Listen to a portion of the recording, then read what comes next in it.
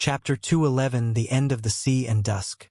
Under the authority of the Divine King, when the decree was issued, transformation ensued. The fire Zeus referred to was naturally not just about the flame. In fact, the flame was only an insignificant part of it. It's a term rich in symbolic meaning. For the flame was a gift to humans from Hestia, one of the deities most friendly towards humans. Yet the first act of deception against the gods took place in her temple, and the goddess was not only in charge of fire, but also held the divine authority over guardianship.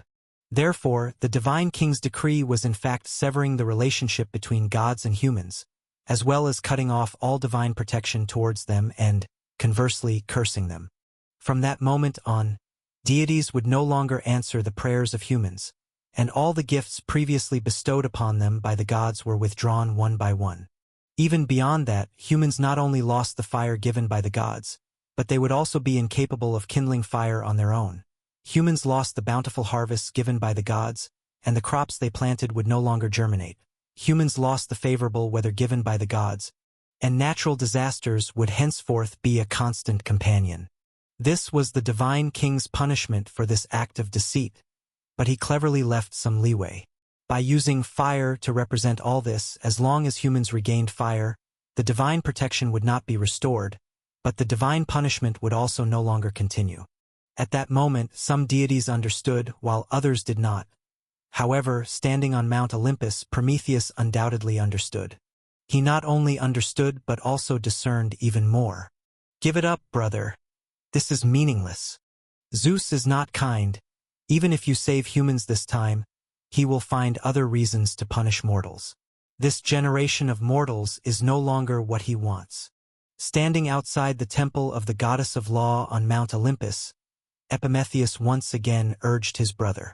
Before, the two had not been able to meet Themis here. According to the nymph stationed here, the goddess had left in haste after returning. The laws of gods should not be applied to humans, nor should the statutes of gods necessarily suit humans, and at that point humans actually had no law. The goddess destroyed the temple because her name was misused by humans since she had never allowed such an act, but in reality, besides this, humans hadn't really violated any rules, because she had never set any rules for them. Therefore, the goddess decided to set a standard, defining under what circumstances a mortal could claim the justice of judgment in her name. The goddess of law was first the creator of the law, then the enforcer of it, and she could not enforce what she had not decided. So she left Olympus, planning to seek the help of an old friend and trying to establish the initial standard for humans' courts. As for what specifically constituted guilt and innocence, that was up to humans themselves. Her responsibility was only to ensure that the trials she witnessed conformed to regulations. If someone dared to violate her set criteria in a court after she had established the standard, she would also administer punishment according to the regulations she had outlined. Therefore, the brothers planned to wait here until the goddess returned. But the wait ended before it even began. Zeus knew everything. He had brought down punishment upon humans, and now he was waiting for Prometheus to trap himself. "Perhaps, but I no longer ask for more. As long as the divine punishment is taken back and they can age peacefully, that's enough," said Prometheus. His mood somewhat complex as he looked towards the east. His most trusted student had betrayed him, yet he couldn't muster any blame towards him. After all, Asen was his creation, his pupil. If the student turned out this way, wasn't it caused by him as well? Now, the student had met his deserved fate. It all originated from me, Epimetheus. Deceit against the gods was for humans, but now when I think about it, I was merely showing off my own wisdom. And perhaps I am not smart at all, just like Métis, the goddess of wisdom. Prometheus left these words unspoken. With the goddess having disappeared for 100 years and Zeus having married the new heavenly empress, the deities had vaguely guessed something. They didn't know the exact fate of the goddess renowned for her intelligence, but it likely wasn't wonderful. "But what can you do, brother?" Though knowing it was futile, the afterthinker still spoke. "Zeus has taken away the fire from humans. The only one who could defy his will is the supreme ruler of fire. Goddess Hestia will not help you against her own brother. The goddess of the magic net who controls the element of fire is unpredictable in her movements. and the Lord of the Spirit realm will not answer your call. You have no place to attain the right to use fire. With a somewhat sad expression, and even appearing less foolish than before, Epimetheus hoped his brother would listen to his advice. But Prometheus was not paying attention to his brother's change at the moment. Or rather, even if he had noticed, he would not have changed his decision. Zeus had uncovered everything. He had punished humans, but had ignored the instigator of it all. Prometheus knew, as the creator of humans, that it was time for him. He could have evaded it, but he didn't want to. Chapter 2:12. There is one place where not even the divine artifacts are under the control of the divine king's authority. Divine authority is absolute. Not even Zeus can oppose this. Looking towards the place near the summit of Mount Olympus, where the god of sun's temple was located, Helios set off from there every day, driving the sun chariot to make the great sun rise in the east and set in the west, and then he would return there at night. As long as fire was drawn from the divine artifact, the edict of the divine king would be invalid. He won't give it to you. He is just a step away from great divine power, and faith is his hope. As a legacy of the Titans, Helios's position in the divine court is already unstable. I know, he interrupted indifferently. At that moment, Prometheus really seemed like a wise man among the gods. So, I will give him an opportunity. I will steal the fire, and then he can capture me and plead for me in front of Zeus. Of course, it won't be useful, but he will gain the gratitude of humans, and credit in the divine court. As for what would become of himself, the forethinker didn't say more. An eternal imprisonment was all it was, the location of which he could already foresee. But at the end, as if he remembered something, he started advising his brother. Leave this place. Do not get involved in the affairs between the divine king and humans because of me. You too carry the credit of creating mankind, and if possible, the divine king won't let you off. Remember, do not accept any kindness from Zeus. I understand, brother. After a long silence, Epimetheus nodded in agreement. He watched as his brother casually broke off a fennel branch and then headed up the mountain under the cover of night. And he just watched all of this, doing nothing. Not getting involved in all of this. You truly are thinking of humans until the end. What about you, and me, even our brother who holds up the sky, our reclusive father? Gently shaking his head, Epimetheus knew that his brother had finally regained his sanity amidst the praise of humans and gods alike, seeing the cause and effect of this whole affair clearly. The divine king would not allow the two gods who participated in creating mankind to continue existing in the mortal realm. Thus, the forethinker needed to commit a great sin, and the afterthinker at the very least had to bring disaster upon humans to tarnish his standing in the hearts of mortals. But Epimetheus himself would be safe, something Prometheus was very clear about. After all, compared to him, the foolish afterthinker was not considered a threat by the divine king. Zeus would only use this to demonstrate his own leniency, rather than allow both brothers to face the same fate. Hence his final admonition before departing was actually just a desire to prevent his brother from causing misfortune to humanity. However, this time, Epimetheus didn't want to listen to him, just like he had never heeded the afterthinker's advice. Prometheus might be willing to consider humans, but Epimetheus only wanted to think for himself. For the sake of humans who would die sooner or later, to become a thorn in the eyes of the divine king, or even to stand against the gods, he did not want to do that. He was a god and naturally should consider issues from the perspective of a deity. Moreover, feeling the faith swirling around himself, Epimetheus didn't care about the thoughts of humans at the moment. All these years living in the mortal realm hadn't been for naught. Faith, after all, does not just stem from worship. With just a slight adjustment, fear and admiration actually lead to the same end. So it is said, those who betray their own class often have a hard time ending well. But if one extends the timeline, it's difficult to say what's right or wrong. After all, without stealing fire, without his favoritism towards humans, perhaps the Prometheus of later generations would just be an ordinary god and not have such a great reputation. From this perspective, he also managed to write himself into the history of mankind completely, even if the epics change. and his share of faith no longer dominates, it will endure forever. Over the East Sea, a massive whirlpool slowly spun, billions of tons of water spiraling down into what seemed like a bottomless ocean pit, that dark place like a final resting place for all things. Lane, dressed in black robes, stood above the whirlpool, yet seemed to see the figure of the fire thief. Prometheus and the sun god were conversing, their discussion unnoticed by others, but clearly illuminated by the nearby divine artifact. After all, in this life, Hephaestus had not been born yet, and even if he were born, he would no longer have the chance to forge the sun chariot. Therefore, the great task of apprehending Prometheus naturally fell to Helios. It was hard to say whether this was good or bad. After all, Zeus might be happy to see Hera's only child benefit, but might not necessarily wish the same for the sun god. But Helios at the moment was very excited, and he decisively accepted the forethinker's request. However, he only agreed to give Prometheus half a day's time. When the sun rose the next day, he would discover that someone had tampered with his divine artifact, and then he would take the initiative to apprehend him. Speaking of which, in the lands of the East in this life, there doesn't seem to be a place called Caucasus Mountains.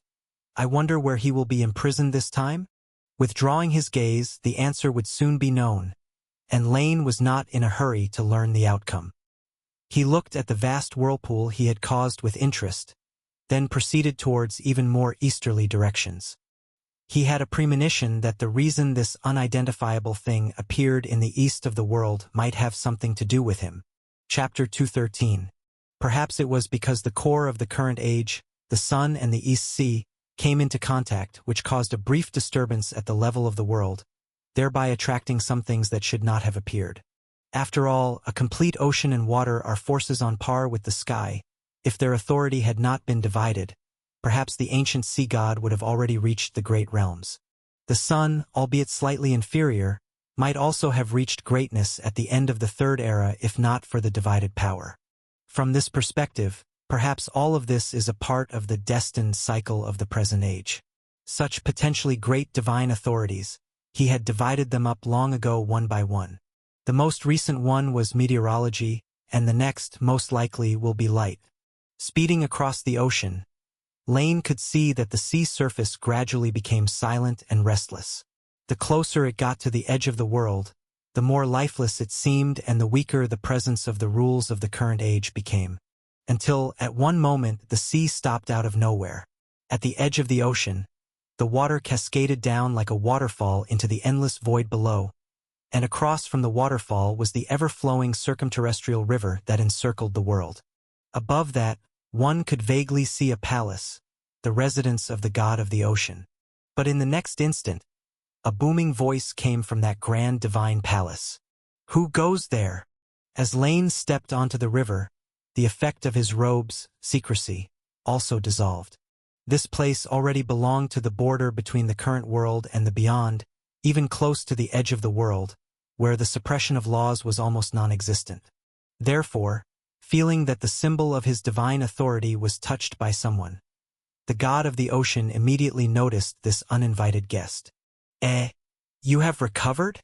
Watching the tall figure step out from the divine palace, Lane was somewhat surprised. Even though he had recovered completely, he ignored the fate of his daughter, which made Lane somewhat sentimental. Moreover, subsequent myths indeed did not record any deed where the god of the ocean became an enemy of Zeus due to Metis' disappearance. Chaos Goddess was one thing. Among the male deities, there really weren't many who were good fathers in the true sense. "Lane, what brings you here?" Not recognizing that the one before him was the chief culprit who had seriously injured him, Oceanus frowned slightly. His injury was indeed severe, but he was much more powerful than the god of sun, and the main symbol of his divine authority was the circumterrestrial river, not the ocean. As for why he stayed here even after his injury had healed, that was another matter altogether. Thinking this, Oceanus couldn't help but become vigilant. He didn't know what Lane was there for, but he wouldn't allow him to proceed further. "I've come here to find something. As the master of this place, have you noticed anything amiss recently?" "Not at all." Without hesitation, the god of the ocean replied immediately. Lane, who had only asked casually and did not expect an answer, was genuinely taken aback by Oceanus' reaction. Though the other party had not shown any obvious flaws, Lane's intuition told him that the other party was not telling the truth. "Are you sure?" Narrowing his eyes, Lane persuaded with a smile. "Some things are not within your ability to handle. It might be better to tell me. My instinct tells me that what I'm looking for might not be something good." "This has nothing to do with you, Lane. You think you can handle what I cannot. Besides, I've already said, there is nothing abnormal here. This is my territory, and I ask you to leave." Once again, Oceanus refused without any fear. As a Titan deity who had witnessed Lane take action, the god of the ocean believed he had some understanding of him. Moreover, this was not the land. Above the circumterrestrial river, even if Mother Earth herself were to come, she would have no way to deal with him.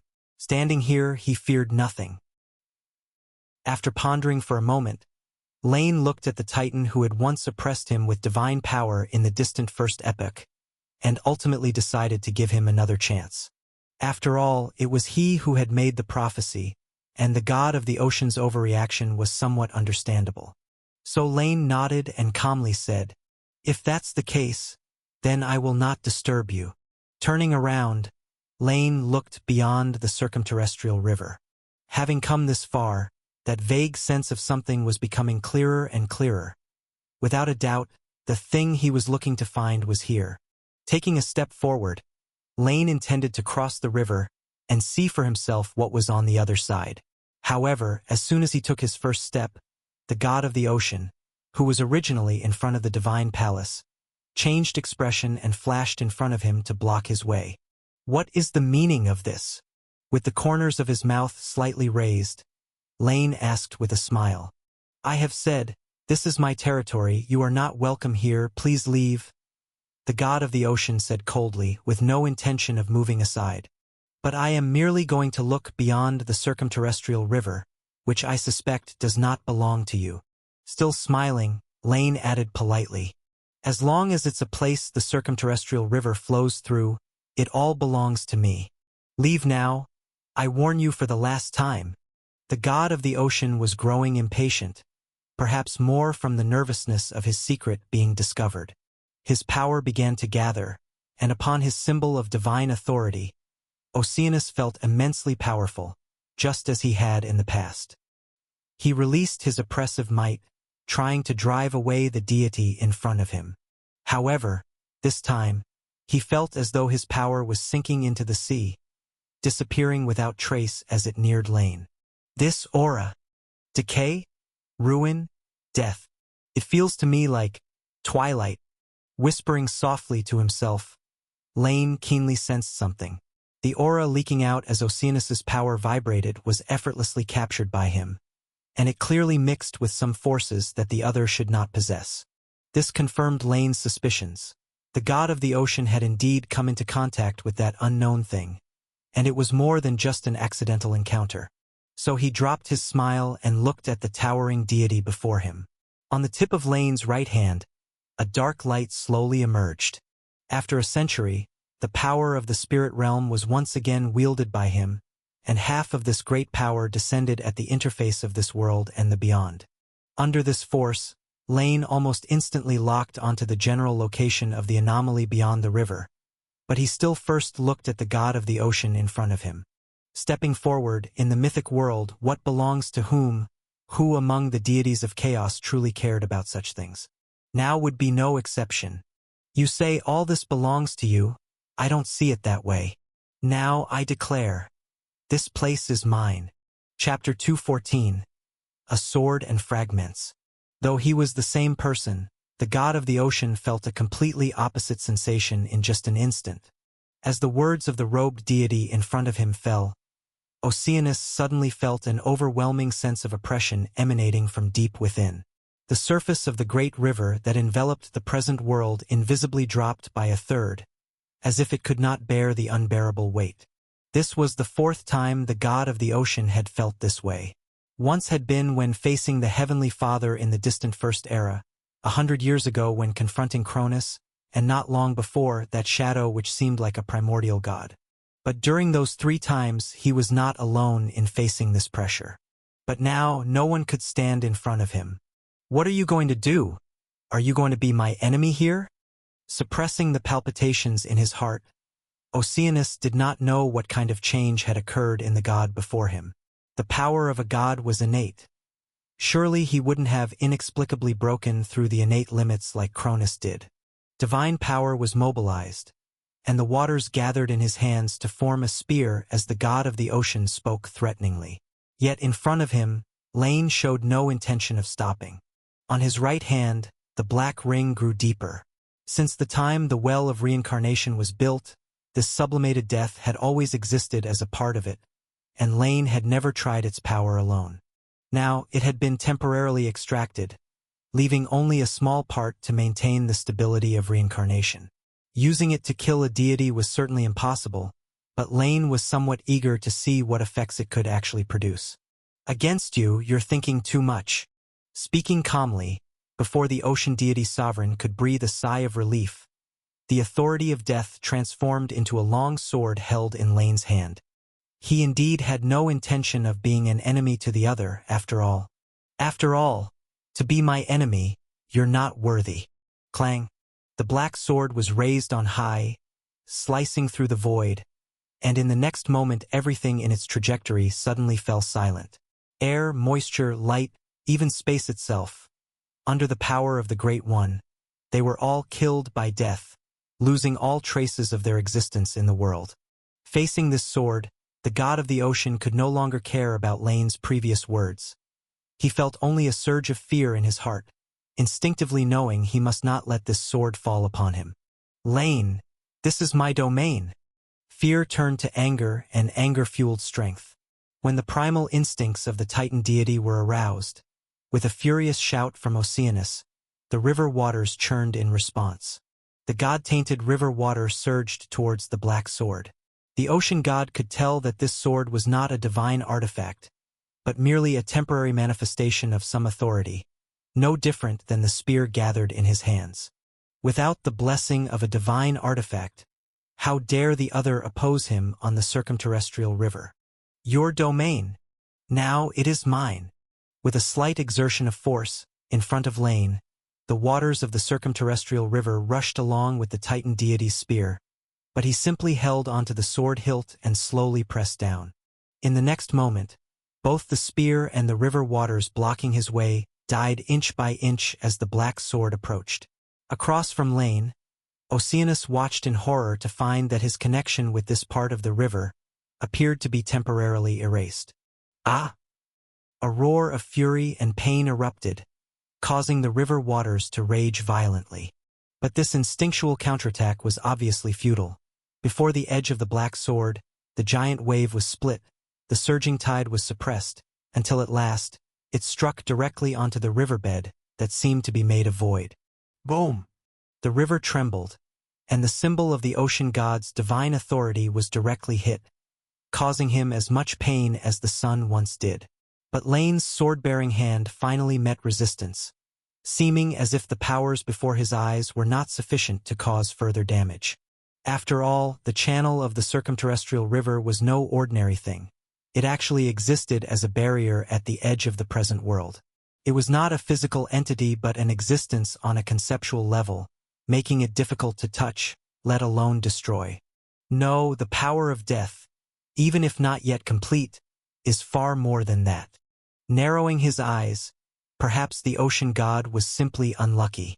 Lane's understanding of death was not originally profound, but the sense of decay he felt from the other had given him some inspiration. Gripping the hilt with both hands, Lane tried to replicate that feeling using the divine authority of spirituality, enhancing the sword's edge. The somber and desolate sensation seemed to fit well with the authority of death, so much so that Lane could clearly feel the black sword in his hand rise sharply in power, like magic being shaped into witchcraft. With a satisfied smile, he then pressed down hard. Open! With a soft cry, finally, under the incredulous eyes of the ocean god and accompanied by a sound that shook the source sea, the sword's edge continued to sink. The river was split open, and the power of decay and finale spread along the cut toward both sides of the channel. Lane felt that due to the erosion of death, the circumterrestrial river was no longer complete. Even this force was extending into the past and future along the current timeline, intending to completely and eternally sever this long river. But regrettably, whether it was life or death, their parts in the spirit realm were only after fusion and sublimation that they became great, turning their unification into a Genesis artifact. And the one using it now could hardly be said to have complete great divine power. Chapter 2:15. Although the separated powers were strong, they clearly lacked this kind of absolute temporality, and after all, this was only a temporary power drawn from the well of reincarnation, not a naturally formed divine artifact forged by the power of death. Therefore, Lane could feel that this erosion of the past and future was soon losing its strength and was forced to end. But a rough estimate revealed that this single strike had caused destruction that would impact at least 300 years into the past and future. "Lane, why are you here? What have you done?" A shout of alarm echoed when Lane's sword struck, and the source sea boiled turbulently, while far in the present world, a streak of blue light was also approaching this place. It was Thesis, the goddess of primordial water. When the god of the ocean resided in the divine palace at the world's edge, it was she who took charge of the ocean god's lineage. She had been discussing matters with her offspring, as in recent decades, the divine king had turned a portion of the eastern region into a forbidden area, barring the river and lake gods from the ocean god's lineage from approaching. But sensing her husband's sudden mobilization of divine power, the goddess rushed over immediately. Hastily arriving, Thesis had thought that the god of the ocean had encountered an accident there, or had again come into conflict with the previously arrived Lord of Darkness. But to her surprise, she found only Lane, treading above the river with a dissolving black sword in his hands. In front of him, a crack exuding an aura of dead silence cut across the river. Oceanus's presence was no longer detectable there. The severing of the river was not in a physical sense, as the water still flowed through that area. But this stretch of river, nearly 100 miles long, imparted a foreboding feeling, for it was too quiet. The waters upstream and downstream still surged tumultuously, even more so from their master's agony. But as soon as the waters passed through this segment, they became soundlessly calm.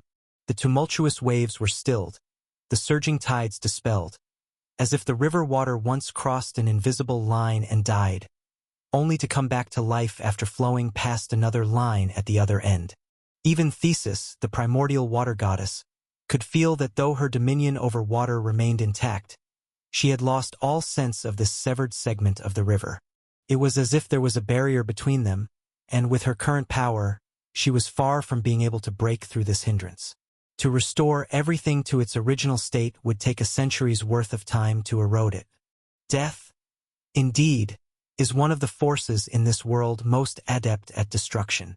Lane, as the instigator of it all, was somewhat astounded by the scene before him. He had not expected that, in terms of sheer destructive force, this divine authority possessed such terrifying power. It was only because death was still so far removed from the realm of greatness. Otherwise, he even doubted whether the death dominion at the pinnacle of greatness could permanently kill a deity's control over their symbolic objects, or transform them into something else. For instance, a sun killed by death might not be destroyed, but could very likely become an entity that brings decline instead of vitality. In such a case, whether the original god of sun would lose their divine authority or be forced to change was unknown. No wonder Chaos's death was inherently so weak. This force that ends all things was essentially a challenge to the world's order. But now, this place has indeed become my domain. Sensing the riverbed beneath his feet temporarily transformed by the force of death, Lane turned around. He did not pay heed to the approaching primordial water goddess, but instead looked towards Oceanus. A black line was also spreading across the body of the god of the ocean, reflecting the injury caused by the symbol of divine authority on the divine body. His divine power was continuously pouring into the black line, only to be instantly dissipated. Just like the riverbed under Lane's feet, the wound would be difficult to heal for 150 years and would continue to cause pain to its master. Of course, with the help of his wife, this period might be shortened. So are you willing to tell me now, what exactly is here, and what have you encountered? Lane asked calmly. Huff. What is this power? What have you done to me? However, unexpectedly, even as Oceanus was gasping for breath, he still answered evasively. It seemed that even after being struck by the sword, he was still wary. It seems I have been too lenient. Perhaps only in front of a god like Uranus will you understand what you ought to do. Lane's expression grew cold, and the sword in his right hand began to take form again. This was already considered beyond the present world, so theoretically, regardless of his actions, there shouldn't be any repercussions. Unless he intended to completely dismantle the circumterrestrial river, the rigid laws would turn a blind eye. And he was certain that even 100 strikes over a mere few hundred miles of river wouldn't hurt the river itself in any significant way. After all, as a barrier at the edge of the present world, in terms of stability alone, the circumterrestrial river surpassed the very Earth and didn't need to worry about being accidentally damaged. Thus, raising the sword once more, Lane was about to strike again, but a shout stopped his actions. Wait, I know what's there, and I also know that the master of the realm of lightlessness has already gone that way. Chapter 216. As a primordial god, he was only slightly behind Oceanus in discovering that place. He just can't enter it for now, but if you delay too long, that might change. In a rush to arrive, the original water goddess didn't bother to think about why Lane was so powerful. Reality was laid out before her. Although the oppression she felt from him was a bit less than that from the Lord of Darkness, the damage he inflicted on the god of the ocean was the opposite. The primordial god, on his way here, also casually drove out the ants beside him.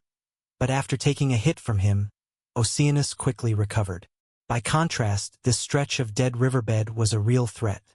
To erase the authority of a deity, even if only temporarily, was terrifying enough. After all, any temporary, paired with sufficient power and endless time could become permanent. Erebus. Pausing in his actions, a thought occurred to Lane.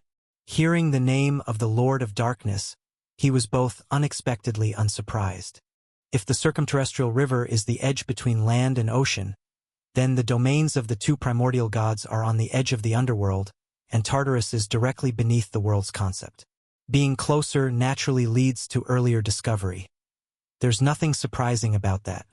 However, he had originally planned to invite Nyx to explore this place after some probing, but now it seemed he had to go on his own. So what is actually there? Speaking solemnly, Lane's black sword in hand did not dissipate. The god of the ocean seemed to want to interject, but ultimately kept silent. He had been warned by the Lord of Darkness, which is why he had been so secretive. But he now realized, although the primordial god who had flung him back into the ocean was terrifying, after experiencing a sword strike from Lane, he understood the latter might not be much less so.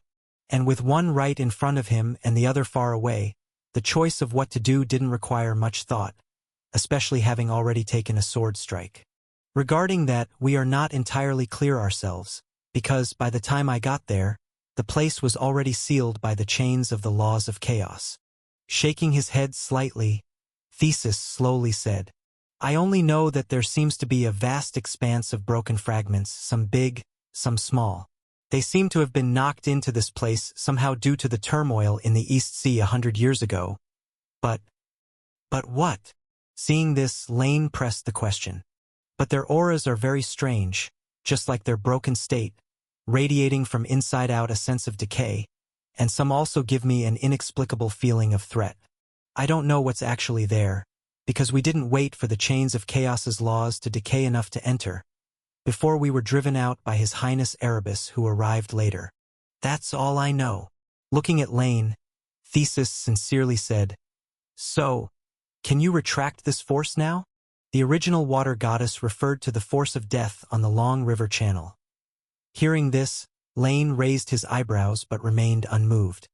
He and the god of the ocean were never friendly, and now the latter was willing to answer his questions only under the coercion of his martial strength. He was even less inclined to overlook this. Consider this sword mark a lesson, Oceanus. Even Gaia has never claimed that no deities are allowed to pass over the land, and the Divine King does not reject my wandering the world, let alone you. Let it remain here so that when I return, it will at least be from my domain." The black sword dissipated, and now that he knew the source of the disturbance, Lane hesitated no longer. Casting one last glance at the two Titan gods, he turned into a streak of silver light and left with a flick of his sleeve. In his wake, looking at his departing figure, the two deities remained silently speechless. It was first Cronus breaking through the boundary for some unknown reason, and now the once not-so-powerful Lane suddenly showing terrible strength. In just 100 years, the familiar chaos world seemed somewhat strange. At that moment, the god of the ocean spontaneously felt a yearning to reach even further. If it were any other deity, the desire would merely remain so, but he was different. He had this opportunity. As long as he could completely rule the sea and foster a closer alliance with Thesis in terms of divine authority, then as the master of all water in the world, he just might be able to touch that step. After all, the earth and water of chaos, naturally superior to wind and fire, once divided, created three deities of extraordinary strength within their divine power, and even dozens of true gods and countless territorial gods. If he could unite them, that force might not be weaker than Gaia, who had been repeatedly weakened. "I remember you mentioned, Zeus has demarcated a forbidden zone in the eastern region?" After a moment of silence, bearing the pain, the god of the ocean inquired. "Yes, no deity is allowed near there, including our offspring." Nodding, the goddess replied, "No matter what's there, once my wounds heal, I'll go there myself to see. I need to know what he's up to before I move against Poseidon, to be sure he won't interfere." "It's a good idea. I'll go with you then." Grazing the black scar across her husband's chest, the power within it caused Thesis' hands to sting slightly. The gods were still quite unfamiliar with death, especially such a mighty death. Their thoughts still dwelled on the simple mortality of worldly beings, which made this power, seemingly capable of ending all things, truly alarming. "Zeus, our foster son, indeed won't intervene in the sea as the Divine King. That's the promise he made to me as the guardian of oaths. However, he definitely won't want to see the sea under one rule. To prevent the deities of Olympus from actively helping Poseidon, we should indeed see what he's up to. If discovered, we'll just say we're searching for Métis." Speaking of their missing daughter, neither of the Titan deities seemed to harbor much worry or anger. In the original myths, the couple had never had a conflict with the Divine King over Métis, and now they weren't planning to delve deeper. The daughter, who was blinded by Zeus's sweet words, was no longer seen as one of their own. Now she merely served as an excuse, a means for her parents to fulfill their own purposes. Leaving the circumterrestrial river behind, Lane set foot in this place close to the outside of the world for the first time. To say it is outside the world is not quite accurate. This place resembles the starless sky. Walking through it, aside from the increasingly distant and fading circumterrestrial river behind him, Lane could hardly see anything else. Strictly speaking, this place still belonged to the realm of Chaos World because it was existent. The true outside of the world, whether you call it chaos or void, is non-existent. Ex nihilo, the act of something emerging from nothing, is the real driving force behind the birth of a world, a miracle that defies the underlying logic of the worlds Lane had known in his previous and current lives. And that true non-existence is something Lane now, or even the spirit realm, cannot directly touch. Only a complete world like chaos could anchor itself in nothingness, and even draw strength from it. The object of Lane's quest seemed to be this non-existence that came from outside the world, like his soul that came to chaos, a creation that did not originally belong here. Nothing is born out of thin air. Was the collision between the sun and the East Sea really the source of this upheaval? He pondered, perhaps not. Lane felt that maybe the other things he had done were the underlying causes of it all. Chapter 217, Remnants of the Nine Realms. Continuously voyaging forward, in the blink of an eye Lane had no idea how far he had traveled. Yet in the void outside this world, it felt as though he was treading in place. Without a point of reference, he couldn't ascertain how far he had moved. Only the ever-diminishing river ring behind him bore witness to Lane's progression. Gradually, Lane's divine body began to blur, and he had to summon more power from the spirit realm to maintain stability. However, even the connection with the spirit realm was becoming somewhat unclear here. This wasn't due to the environment being particularly hostile or any force obstructing. In fact, it was simply because Chaos's presence was growing weaker here. A divine body, or the various laws for that matter, are in fact all products based on the world itself. As the world's presence weakens, everything established under the world's laws naturally becomes unstable. However, Lane unexpectedly found that the power of the spirit realm seemed to smooth out this instability with relative ease. More specifically, it came from that strand of temporal divinity that Lane had invested at the inception of the spirit realm. Time and space. I still don't know how I arrived here in the first place. Even now, regarding his own crossing experience, Lane was still largely in the dark. Tens of thousands of years ago, when he awoke, he was already the first deity of chaos. Even the fact that the world had once tried to completely kill him was something Lane learned only after pioneering samsara. Anything earlier, he could only speculate. Regardless, the outcome was always good. Moving forward, Lane continually approached the location he had previously sensed. At one moment, Chaos's presence in the surrounding void stopped decreasing and instead began to rise slowly. Lane's spirits lifted, but he became cautious. According to what the original water goddess had said, the world's laws had locked these unexpectedly arrived fragments, and the current developments undoubtedly proved this point. Chaos's power extended over, and its presence here naturally strengthened. However, this also meant that the Lord of Darkness was likely nearby. "We're here." After a while, the chains of law were faintly visible. At the edge of his vision, Lane could clearly see twinkling dots of various sizes buoyed in the void. Chains of law bound them, as the world's power continuously flowed out, eroding the barriers on the surface of these dots. Nearby, a familiar figure stood, quietly observing everything in front. The Dark Overlord Erebus. Lane had prepared himself for the possibility that Erebus would use his divine authority to turn himself into a secret, hidden on the side. However, to his surprise, the other party was just openly waiting here.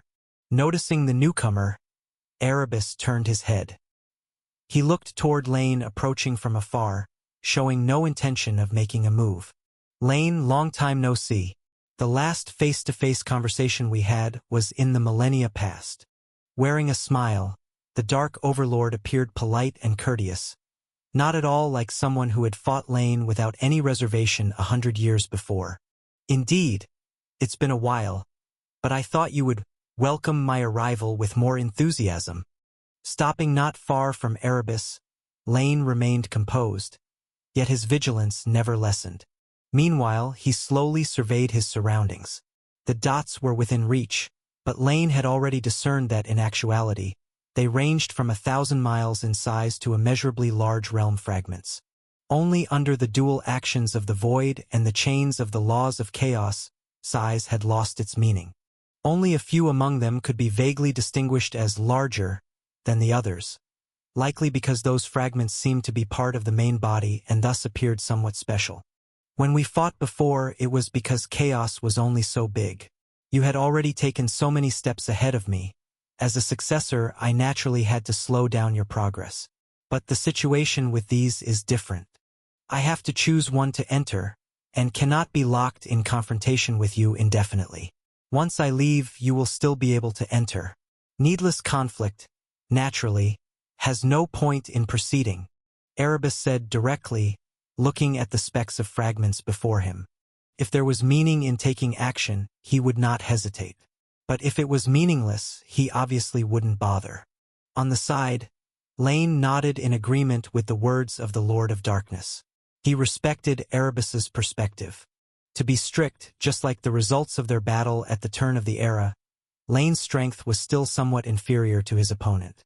This was not the difficult-to-repair level of impairment like Gaia's, but rather an imperfection in divine power. If the complete Great Divine Power's lower limit was considered level 21, The personified avatars of other Great Ones consisted of divine power infinitely close to that realm, plus the base level of their original being. In this aspect, the level of the spirit realm was no less than the others, yet the gap in divine power still existed. In Lane's original plan, there were no such suddenly appearing realm fragments, so like the past millennia, he continued to enhance his divine power steadily and unhurriedly. But just as the other had said, if there were only one realm fragment, then they might have had to fight over it. Yet since there were more than one, there was no need for conflict. Moreover, most crucially, these fragments were likely not just laid out for them to take as they pleased. Nobody knew what was inside. One side's destroyed world was obscured whether due to external or internal causes, or whether it still existed here. On the other hand, chaos was also continuously wearing down their resistance. Chapter 218. When they completely lost the power to resist, the world would directly take away those remnants and digest them. As for what would happen after the digestion was complete, that was unknown to anyone. It was possible that they would be transformed back into origin, strengthening the power of the world. It was also possible that these remnants would be reassembled into large and small planes, attached to the main body of the world. All of this was indeterminable. Even chaos might, because of these unexpected yields, give birth to deities that did not exist in their original fateful trajectories. Lane and Erebus actually had only a short moment to explore these remnants.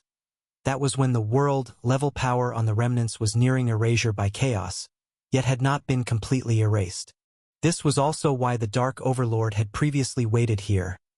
These remnants, since they could drift from the void outside of the world, naturally retained the true power of the world. Faced with a piece of cake that was destined to be uneaten, the two of them should naturally focus on how to eat it faster. You're right. So, do you have a target? Agreeing, Lane spoke as he looked at the cluster of remnants in front of him. First come, first served. I'll let you choose first.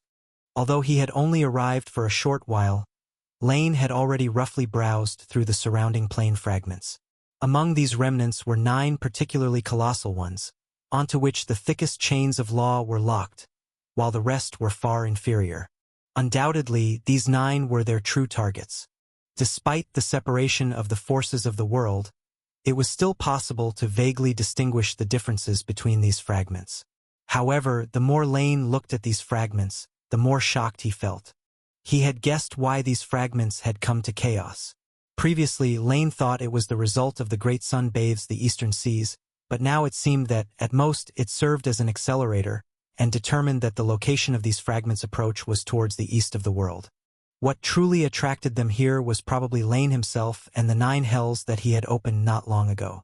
On the level of the world, information, energy, and matter were essentially equivalent, and the same information could create special connections. Lane had named the 5th layer of Hell Midcourt merely as a tribute to the past, never expecting to actually draw the real Midcourt here.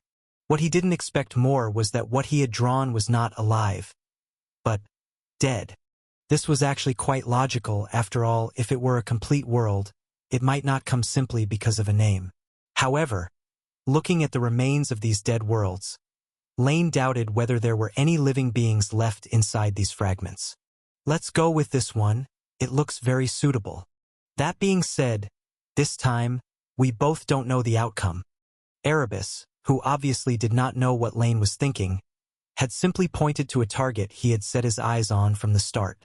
It was one of the 9 largest fragments. Although it looked ordinary at first glance, it was undoubtedly dominated by the forces of darkness. Lane was not surprised by Erebus's choice. The reason he generously let the other choose first was because anyone would prefer to choose options close or opposed to themselves when it was unclear what exactly was contained within. And among the 9 fragments present, there just so happened to be 2 that were individually dominated by darkness and light. Then I'll choose this one. When it comes to luck, I still have a great deal of confidence. With a casual gesture, Lane selected a fragment twinkling with golden light. He was actually a bit hesitant.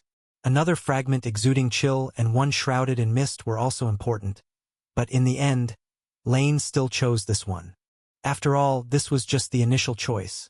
As long as one was fast enough, no rule stated that only one fragment could be explored, and the same applied to Erebus. All right, that's settled then. Glancing at Lane's choice, Erebus did not find anything amiss. In chaos, Lane had been born earlier than he had, therefore he possessed methods unknown to him, which was understandable. But when facing these things from outside of the world, they were on the same level.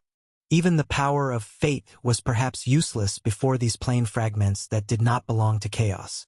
Therefore, although Lane was initially known to the world for prophecy, Erebus did not think he could see anything. The so-called luck was probably not going to be effective here. Thus, having made their choices, the two of them stopped conversing, as there was nothing for them to talk about. At the edge of this world, they silently observed the spectacular collision of world forces. Although both belonged to a world, the spirit realm was undoubtedly far inferior to chaos and the ancestors of these remnants. They were complete planes that could exist on their own in the void, and Lane still had a long way to go. In the midst of the mutual confrontation of the forces of two worlds, many things that were usually hard to observe revealed themselves. Lane was unclear about Erebus's gains, but he had indeed learned some useful techniques from them. Time passed, indeterminably so, and even some of the smaller remnants were completely erased of resistance by chaos, then dragged into the void by chains of law until they disappeared. Until a certain moment, the power on those 9 largest fragments finally reached a nadir, and it was possible to break through them.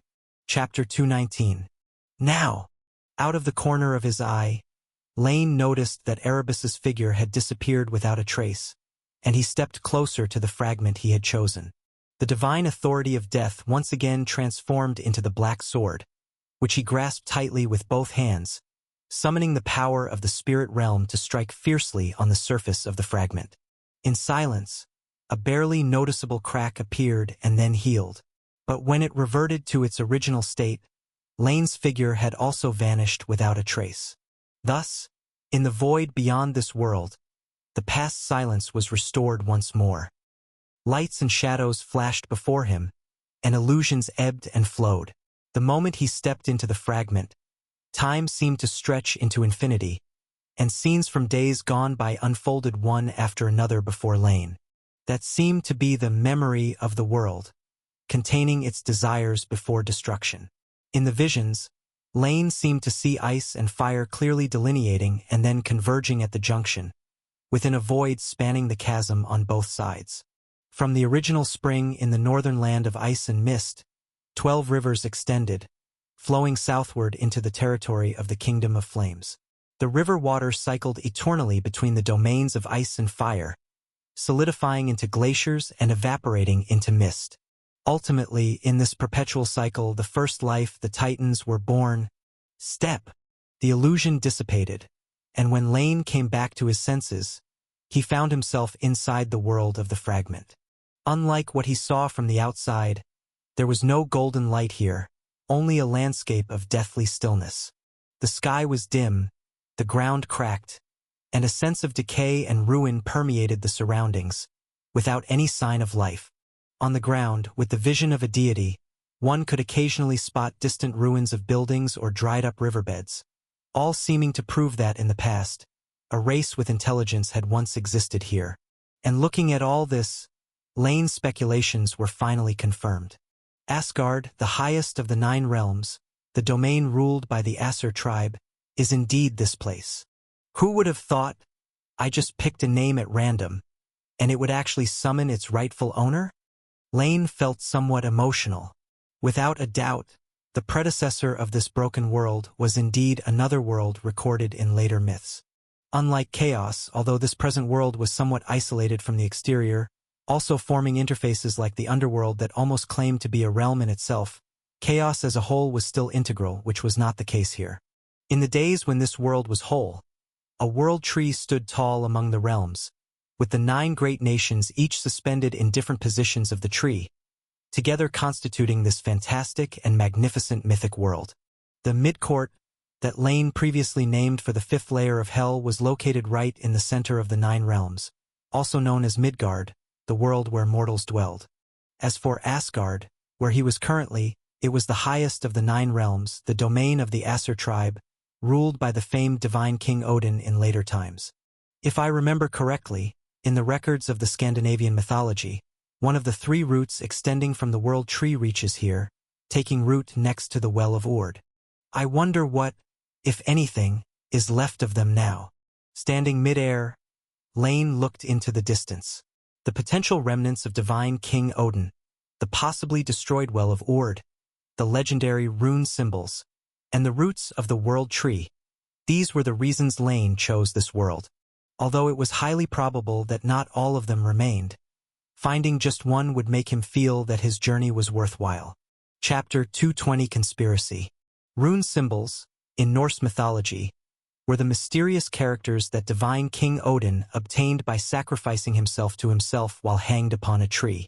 Self-sacrifice might sound illogical, yet as a deity, Lane had come to a deeper understanding of it. The one offering the sacrifice was Odin, yet the recipient was also divine King. The present self was sacrificing to the future self, with Odin as a deity making a sacrificial offering to the world. And what he ultimately gained were the rune characters, which contained the secrets of the world tree's origins. Although as text describing another world's law, rune symbols might not be as effective in Chaos World, Lane was more interested in their principle of existence. If he could obtain and decipher them, then Lane could reconstruct the original spirit script, creating his own rune symbols, and use them to describe the rules of the spirit realm with greater clarity and detail. Any achievements based on these symbols would be like adding bricks and mortar to the spirit realm itself. Besides the symbols, the importance of the world tree Yggdrasil hardly needs mentioning. Serving as the singular force sustaining the 9 realms of a mythic world, its withering heralded the arrival of the twilight of the gods, proving it to be a plant far more formidable than the golden apple tree. Although what stood here was not its main trunk but only one of its 3 major roots, and although Lane was unsure whether the world tree still held any life, this did not diminish its significance. Whether used to forge divine artifacts or as a template to cultivate a new divine tree, its value was unquestionable. As for the Fountain of Ord, records of it in later generations were few and far between, but what could be certain was that it was a spring imbued with the powers of purification and vitality. It had healed Odin's wounds and had been used year-round to water the world tree. The 3 Norns, symbols of destiny in Asgard, were always near it. However, Lane was rather indifferent about it. After all, he now had the Well of Reincarnation. Even if he acquired this spring, it would just be something extra for nourishing plants and brewing drinks. It was hard to say if it would be of any significant use. And as for Odin's legacy, Lane was not quite certain of its existence. After all, the twilight of the gods as recorded in later myths was not like the current situation, which encompassed all living creatures including the deity race, not just the world itself. Even after that so-called twilight, the light god Balder and the god of blindness, who had killed him, returned from the land of the dead and together with the surviving deities rebuilt Asgard. But now, no matter how one looked at it, this world seemed deader than dead. Still, one must be cautious. Who knows how this world was destroyed? Besides, in the mythic world, phenomena often also possess power and can even birth unique life forms. The death of a world, what might it bring about? Here, Lane's connection with the spirit realm had grown exceedingly faint, and even this broken realm was instinctively suppressing outsiders, but he still spotted his goal at first glance. In the center of that realm, a vast network of withered roots, visible yet hidden, even from an unknowable distance. Hope there will be some gains. With a move, Lane flew towards the immense silhouette that reached from earth to sky. In a world starkly different from chaos, where deities could be slain and even age, as it seemed for the later myths involving Heracles. The principle behind all this was certainly worth exploring. Chaos World, atop Mount Olympus. Although Lane had left the present world due to an unexpected premonition, the world itself did not cease to move. When humanity plunged into chaos due to the sudden loss of divine gifts, the nearby beasts, which had been wary of a particular aura, noticed its disappearance and started encroaching in the direction of human settlements. Panic and fear spread among the people, and unrest was about to erupt. Meanwhile, in the divine palace of the god of sun, Prometheus held a fennel branch in his hand and stretched it towards the ornate sun chariot. He knew that his seemingly covert actions were actually anticipated by more than one deity, such as Helios, who had already made an agreement with him, and like the ruler of Mount Olympus, the divine king. They had not truly seen his actions, but they knew what the forethinker was doing. However, even though Prometheus was aware of this, that they were all waiting for him to commit his crime so they could achieve their goals by stepping on his corpse, he still resolutely ignited the fire. When the fennel branch caught fire, a type of right was transferred. From that moment on, this branch gained immortality, for it bore the right granted by the Lord of the spirit realm to wield fire. The branch was merely a vessel, for as long as the concept of fire existed in the spirit realm, it would be undying and indefeasible by any deity unless Prometheus himself wished otherwise. Lane had granted this right to the sun chariot, whose master had voluntarily relinquished it, so now it was transferred to a new god. Of course, this would also become the new god's source of suffering. Zeus would certainly demand that he reclaims this right, and Prometheus would naturally refuse. This is the fire of mankind. Chapter 221. From today onwards, the fire of humans will no longer be a gift from the gods, including myself. After a moment of silence, Prometheus turned and flew toward the mortal realm. Now he had become a fire thief who defied the edict of the divine king. Atop Mount Olympus, sensing the transfer of this special privilege from his divine artifact, Helios smiled with satisfaction. He was ready to proclaim his benevolent acts among the future humans and then to become as powerful a god of sun as his father. Another bystander, however, King Zeus, was somewhat irritated.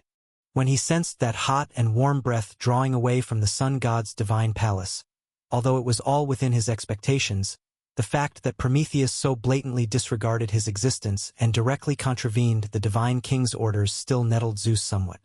However, this would be the last time. The divine king had already secretly resolved to give this titan deity an unforgettable lesson and use his existence to warn the gods, particularly the sun god. Zeus was unaware of the conversation between the sun god and Prometheus, as his divine authority did not extend that far. Yet without thinking, he could guess that, although Helios might have carelessly allowed the divine fire to be stolen by Prometheus, such coincidence was a bit too convenient. And the king of the gods does not believe in coincidences. Meanwhile, as the king of gods and the sun god reacted differently to the forethinker's actions, in a secluded part of the third tier of the spirit realm, a young deity in a gray robe was also witnessing this event in a hidden dream domain. However, what caught his attention was not Prometheus but the fire burning in his hands. To Hypnos, just a paranoid and weak deity, it wasn't a significant concern. What truly interested him was the privilege to wield fire. The god of sleep was already born when the sun chariot was crafted, so he was well aware of where this flame originated. That being, theoretically, the father god and the true ruler of the seven spirit realms. Indeed, he is not here now, at least not for the time being. Observing every detail of Prometheus stealing fire intently, Hypnos finally confirmed his suspicion. The privilege of using fire lost control temporarily, or rather, its master, for some reason, had no time to attend to these matters. Thus, he let his secondary holder send it out and then let it be carried to the mortal realm. This matched perfectly with what Hypnos had seen in the dreams of marine life, where his powerful father god, for reasons unknown, had left the spirit realm for the east beyond the East Sea, at the edge of the world. Now, undoubtedly was an excellent opportunity. Since that is the case, it's time for me to meet him. I wonder what he truly wants to say to me. His expression shifting slightly, such an opportunity was rare. Thus, Hypnos lightly fluttered his wings behind him and vanished amidst falling gray shadows. On the shores of the East Sea, in a nameless mountain valley, the void fluctuated, and the figure of Hypnos emerged. Ha! He exhaled deeply, noting the difficulty of sneaking out of the spirit realm as a young deity. He really had to thank the completion of the dream domain, which had made the goddess of the nether moon less vigilant of him. Otherwise, Hypnos felt that even without Lane, it would be nearly impossible to leave the spirit realm without a trace. In the valley, apart from Hypnos, a figure in a black robe had been waiting there for some time. "Good evening, Prince Hypnos. It seems you've finally made up your mind." A smile curled at the corners of his mouth as Mephisto, who had ascended through fire just a few days ago, stood unscathed before him. Everything that had happened among the humans these past days was within the expectation of the Lord of the Demons.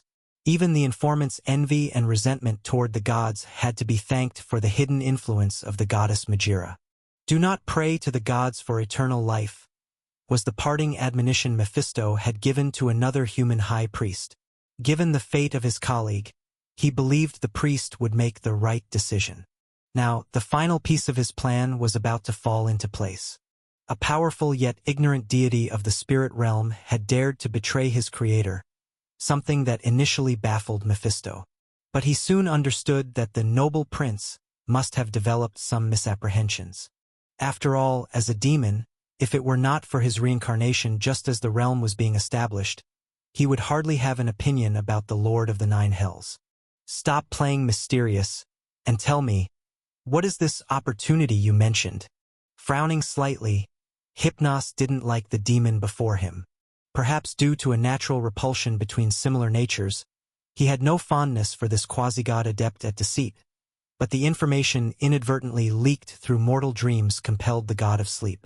Thus, in the end, he came. "I beg your pardon for not being able to divulge specific matters." His smile unchanged, Mephisto easily dodged the gray feathers falling through the void. On a land where divine power could not be exercised, he wasn't particularly afraid of the now mature god of sleep. "However, I can assure you that I will do something significant in the mortal realm, something big enough to enrage many beings in the spirit realm and trigger them to pursue me." Chapter 222. When that time comes, perhaps the spirit realm will be exceptionally empty, and whatever your highness wishes to do, it will be the perfect opportunity. He found it amusing to fantasize about the deity before him, who, as a god of the spirit realm, dared to rebel against the Lord of the spirit realm. It was as unbelievable as demons rebelling against the Lord of the Nine Hells. However, for Mephisto, it didn't matter whether the other party was successful or not. As long as they took action, there was a great chance those gods of the spirit realm would be attracted back. As for the fate of this esteemed highness, that had nothing to do with the demon lord. "It sounds good, but what guarantee do you have that what you're saying is true?" The young deity clad in gray was clueless about the devil's thoughts, but Mephisto's words indeed piqued his interest. Just as in the myths where he once caused the peak-level Zeus to dream, Chaos's association with sleep and death was inverted. The former was overwhelmingly powerful, while the latter was weak and fragile. Thus, Hypnos was extremely confident in his domain of sleep, believing that as long as he was given a chance to launch a surprise attack, he could ensnare any being, provided he only had a single opponent. And those devout spirit realm angels were the biggest stumbling block in his path. How about an oath on the Styx River? Just as he had done with Keto and Magira before, Mephisto planned to deceive again, but this time, his trickery was seen through by the other party. "As I understand it, only true gods are qualified to swear on the Styx River and receive a response." The smile held no warmth, as the young deity slowly said, "That's why Styx is also called the River of Hatred. It is two different rivers for true gods and those who are not. Although you possess power akin to a deity, I'm afraid you are not a true god with an immortal essence and authority." A bit surprised, since gods rarely dealt with non-divine beings at this time, and beings like Keto were unaware of the secrets of the River of Vows, unlike the deity before him, who knew it all too well. Even though, as far as Mephisto was aware, the great Lord of the Nine Hells was already trying to create an oath medium that any being could use, at present it did not exist. But this wasn't a problem. Just as if the one who had just tried to deceive wasn't himself, Mephisto spoke. "But we don't need guarantees between us, do we? No one can provide a guarantee anyway. You wouldn't dare to have me swear by the spirit realm, nor can I swear by the Nine Hells that stand behind me, so let's just forego guarantees altogether. When that day arrives, you'll see the gods of the spirit realm heading to the mortal world, and you'll naturally know that my words were true." After some contemplation, the god of sleep finally nodded. Just as the other had said, being the one to act later, he could adapt as necessary. If the situation wasn't right, he could simply wait for the next opportunity. If it weren't for the emergence of faith, making him fear that his father god would gain stronger power, Hypnos would be content to wait longer. Then it's settled, respected highness. I'll take my leave now. With his goal achieved, Mephisto took his leave with those words. As his form burst into a cloud of black mist and then dissipated into nothingness, the valley was soon left with only Hypnos, alone. Standing here, the god of sleep felt the world on the opposite side, the vast and boundless spirit realm, and couldn't help but reaffirm his own thoughts once again. The spirit realm, truly magnificent. With a long sigh, as the builder of the third layer of the spirit realm, the young deity knew all too well the might of the spirit realm. He didn't dare to go against the ancient and great spirit realm itself, but having witnessed the power of both Nyx and Gaia, the god of sleep felt that the relationship between his father god and the spirit realm was probably not as inseparable as that of the primordial gods and their essences. Because Lane gave him the impression of a very high stature under the blessing of the spirit realm, yet lacking equally strong divine power, which led the god of sleep to speculate that perhaps for Lane, his relationship to the spirit realm was more akin to that of a divine king to the present world. Only the spirit realm was more generous, allowing its agent to wield more power, and not as limited as the divine kings of the present world, who gain very little. I heard that you were once involved in the succession of the first divine king. I remember in the legends the Heavenly Father was also a heaven-granted divine king, right? With a smile that was gentle yet indifferent, Hypnos recalled the secret he had gleaned from dreams. Kingship is never eternal, how you obtain it is how you will lose it. Well said, but have you ever considered that you too might have such a day? The naturally indifferent evil gods were ungrateful. They only feared power, and as long as they saw an opportunity, they would show no mercy. In a single step, the young deity returned to his domain in the dream spirit realm. Hypnos believed that everything today would only be perceived by the two participants, and perhaps only by the law of the present world and the spirit realm itself. It won't be long before I become the new master of the spirit realm, just like the second divine king, Cronus. With some anticipation, the god of sleep once again immersed himself in his authority, watching the various happenings in the world, while creating some terrible dreams for entertainment. In the past, this was one of his few amusements that he found interesting. Outside the world, the ruins of Asgard. One thing the god of sleep had guessed correctly. Lane's energy was indeed not focused on the spirit realm at the moment. He was busy exploring this world that had already been destroyed, and all other matters would have to wait until his return. After some time flying, the roots of the world tree grew clearer and clearer. The debris of buildings on the ground became denser, yet throughout his journey, Lane found no sign of life. Not even a single corpse was to be seen. As the core of Asgard, this place was also known as the Idavol Plains. Lane casually collected some unique minerals and relatively intact buildings during his flight, but these were not significant finds. The core of this place had only two key locations: Valgrind, the palace where the gods gathered, and the Golden Palace, as well as Lane's prior target, the Well of Gord and the roots of Yggdrasil. So, after a while, seeing the tall palace in front of him that seemed well preserved, Lane knew he had found the place. Although he had originally intended to go to the roots of Yggdrasil first, since he had found the other target first, changing the order didn't really matter. Chapter 223, The Skull of Mimir. Who knows how much time has passed or what kind of catastrophe has occurred, but as of today, Asgard lies in ruins and wreckage. However, standing before Lane, this towering divine palace still stood unyielding. Overall, the main body of the Golden Palace somewhat resembled a steeper pyramid, with various structures extending from its body. Suspended galleries, protruding watchtowers like spikes, and numerous skylights and floating bridges. This famous palace within the 9 realms of Scandinavian mythology was far from the primitive abode of the chaotic gods, but instead showcased exquisite constructions throughout. Even Lane could discern the rune traces etched on the walls of the Golden Palace, in crevices, and even penetrating into the bricks and stones. It was conceivable that this was not merely an ordinary building.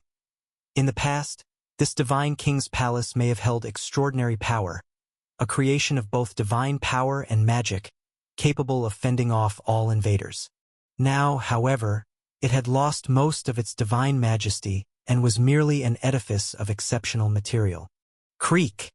With just a thought, the towering doors of the Golden Palace slowly opened, revealing the dim corridor within, and Lane peered inside. Along the sides of the corridor paved with rune slabs, there were trays suspended in midair.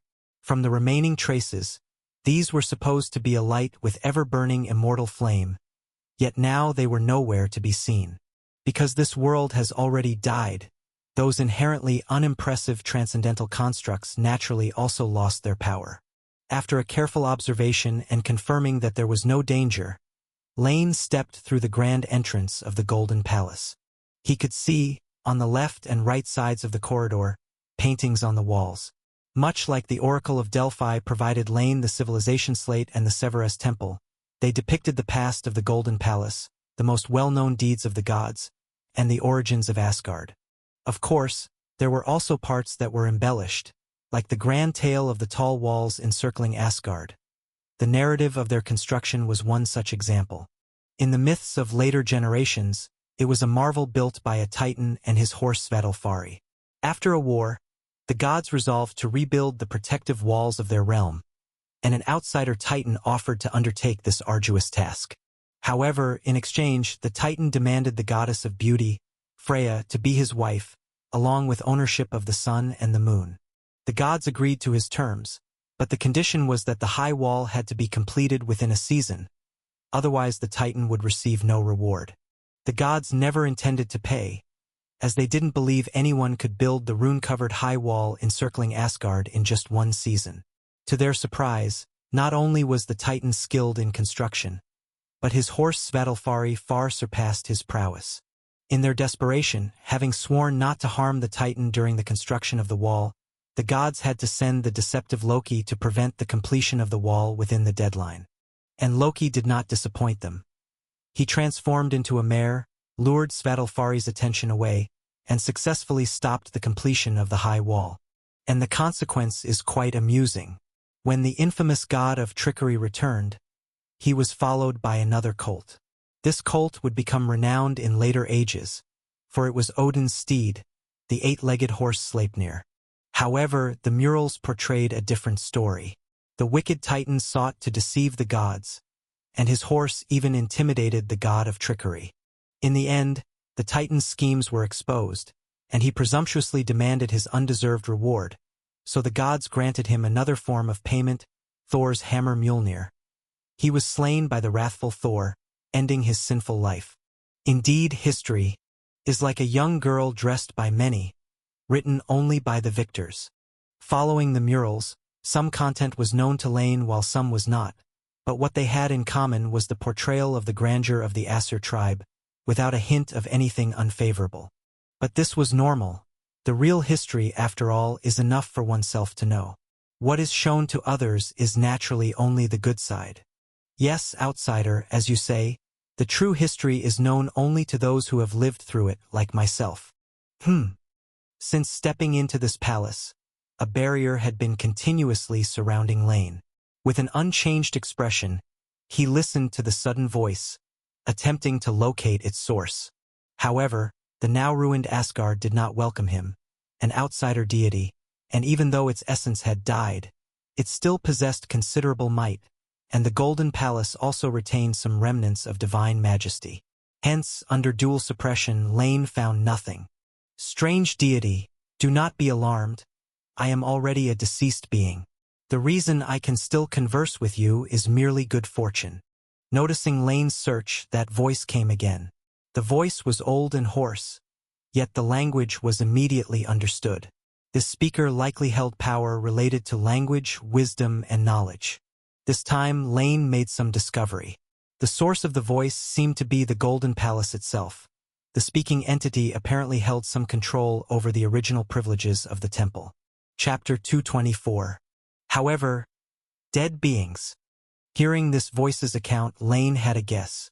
"Are you right here, in the center of the temple?" He asked calmly in the other's language, for Lane, who likewise held relevant authority, instantly learned the pronunciation of this language. Yet the fact that the first local he was about to meet might just be an ornament was somewhat amusing to him. It seemed the Aser tribe had become extinct, but the abandoned remnants they left behind still existed. An irony indeed. "Of course, strange deity, I am deep within the Golden Palace, which is also the name of this palace. You just need to come in, and you will see me," the ancient voice continued. Not knowing that much of his identity had been revealed before even meeting, the old voice went on. "Come quickly. I will spare no detail about the past of this place. The core of the Golden Palace. The spacious hall, the towering throne, here, where the gods of the Aser tribe had once gathered daily, was the heart of the divine palace. But now, within the Golden Palace, the gods were gone, the throne untended, and only on a platform floating to its left was there a presence that may or may not be considered alive. It was a head, a huge, wrinkled head. He was Mimir, guardian of the spring of wisdom, and thus his name was the same as the fountain. Now, however, only a lonely head remained, still capable of thought and speech, but unable to do anything more. "Outsider!" A deep voice echoed in the hall, and the aged head was now twisted in a grotesque kind of joy, looking somewhat comical. He had thought he would perish with this broken world, yet unexpectedly, he met an outsider, even though he wasn't quite sure how outside this outsider actually was. "How many years has it been? Perhaps tens of thousands. I can't quite remember. Ever since Odin hurriedly left, no one has come here," he said. Sensing the unfamiliar deity rapidly approaching from the outskirts of the Golden Palace, Mimir was excited. He had never seen such an aura before, and it didn't quite fit in with Asgard. But that didn't matter. Whatever realm this god was from, he had come here with a purpose. Probably for Odin's treasure hoard. "Just in time, as I hold the means to open it." To Odin, his lord, wielder of Gungnir, divine lance, king of the Aser tribe, Mimir had no such thing as loyalty. He had been a guardian of the spring of wisdom, a member of the ancient giants. He had personally witnessed the process of Odin's self-sacrifice, as well as the revelation he received after drinking from the spring of wisdom's waters. However, afterward, between two of the 9 realms on the World Tree, Asgard ruled by the Aser tribe, and Vanaheim ruled by the Vanir, war broke out, and it was only after this war that Asgard intended to rebuild the walls that ringed the realm, to safeguard its security. In the end, as both deity races grew weary of the prolonged conflict, they decided to make amends and exchanged hostages as a symbol of peace. The Vanir sent the god of sunlight and fertility, Freyr, and his sister, the goddess of beauty, Freya, one of the Vanir's finest. Yet, the cunning Odin played a trick by sending the foolish but handsome Heimdall, and the wise but aged and ugly Mimir as hostages. When the gods of Vanaheim interacted with them, Mimir acted as Heimdall's attendant, answering with his experience and knowledge smoothly. This successfully convinced them that Odin's hostages were of significant importance in Asgard, on par with the 2 deities they had sent, and thus the war between the 2 deity races came to an end. However, as time went by, Odin's trick eventually came to light, and the Vanir discovered Heimdall's foolishness, enraging them for having been deceived. But Odin had achieved his goal, and having enjoyed a long peace, the Vanir gods were not willing to restart hostilities. So Mimir became the scapegoat. His head was chopped off, sent back to the Golden Palace in Asgard as proof of Vanaheim's wrath. Odin did little more than chastise and naturally had no intention of retaliating. He merely preserved Mimir's head with herbs and rituals, allowing the ancient giant who once guarded the spring of wisdom to still think and speak. Since then, Mimir's head had served beside the throne in the Golden Palace as a counselor to the divine king, discussing matters too complex to decide. So, in all things, where is the absolute nature of good and evil? Like now, you are dead, and I am very much alive. Mimir had certainly not volunteered to be a hostage in Vanaheim, especially one destined to be exposed, as he never had a choice, but now it was different. He let out a chilling laugh again as his gaze shifted toward the passage not far off that led to the meeting hall. In his perception, the strange deity was nearly here. He needed to think carefully about how to persuade the other party to take him away. Once away, he might have a chance at a new beginning. Chapter 225. Step. Step, step. Soon, the sound of footsteps grew from quiet to loud, coming from the passageway, and Lane's figure quickly appeared here. Entering the grand hall, Mimir immediately looked towards this unfamiliar deity, but Lane did not look back at him. What directly attracted Lane's gaze was not the immense head, but rather a flame that provided light to the entire hall. It flickered in midair, using the void as its fuel, and burned eternally unchanged. Lane could feel that this flame was extraordinary. This is an undying flame born in Muspelheim, the country of flames, one of the two most primal realms among the 9 major worlds. The flames of that land often possess some exceptional powers. Even if the very essence of Asgard has died, it remains unaffected and continues to burn. In contrast, those outside have long since been extinguished. A deep, aged voice spoke up, explaining the origins of the flame before him to Lane. As expected, the robed deity shifted his gaze in the direction of the speaker. A head, but with life sealed within. I must say, your manner of existence is quite interesting. Calm in demeanor, Lane sensed traces in Mimir's skull that were somewhat similar to witchcraft. Compared to the still primitive chaos, the 9 great worlds that had gone through prosperity to destruction evidently had a splendid civilization, and magic was one of its most dazzling gems. Even the war between Asgard and Vanaheim stemmed from this. The Vanir goddess Gullveig came to visit Odin. Her words showed no respect for the divine king, and according to later legends, it is said she came to boast of her magic power, or to argue which of the 2 deity races deserved more worship from humans. In the end, when Odin felt offended, he was the first to hurl his spear at her, and the gods all took their turn attacking her, but to no avail. They killed the goddess 3 times, but she resurrected herself 3 times using the power of magic. Ultimately, Gullveig strode back to Vanaheim, sparking the war between the 2 great realms. Those are just some old events. If possible, I wouldn't want to continue in this state either. Trying to show a friendly smile, what appeared on Mimir's face instead seemed fierce and frightening. Strange deity, I don't know where you come from, or why you have come to Asgard's Golden Palace. Perhaps I can offer you some assistance. Without expressing any opinion on the giant's words, but considering that the other party was indeed more familiar with this place, Lane asked, I am here to find what the owner left behind, as well as the source of the rune symbols engraved on the palace. And what happened here, and where did the original owners go?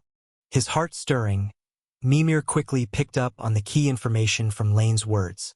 He seemed to have never heard of the existence of the divine king Odin, nor knew the name of the rune symbols. Any deity from the 9 worlds couldn't possibly be so ignorant, perhaps. Of course, what you seek is all in the treasury left by the divine king. I know where it is and can show you the way there. The smile on Mimir's skull became even brighter. He felt he finally had hope of leaving. However, the vault has been sealed. Without the correct method of opening it, its contents will scatter into the void, never to be found again. I can try to help you think of a way to open it, as I understand the owner of this place, but it will take some time. As for why this place has become like this, I'm sorry, I am not very clear either. Not clear?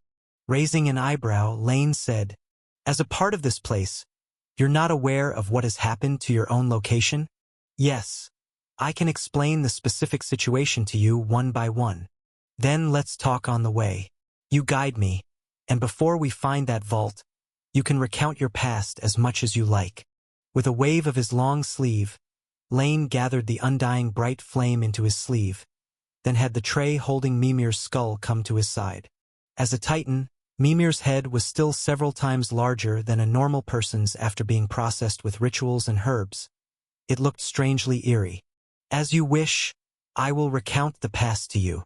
Having agreed, Mimir pointed in a direction and then began to tell Lane of his experiences.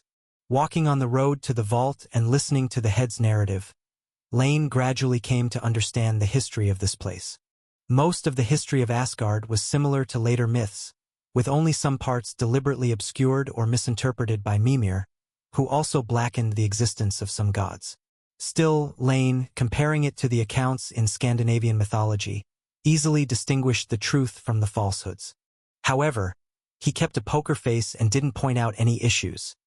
Instead, he continued to play the role of an outer deity who knew nothing of this land. The original life of the world, the Titan Ymir, was born at the intersection of ice and fire.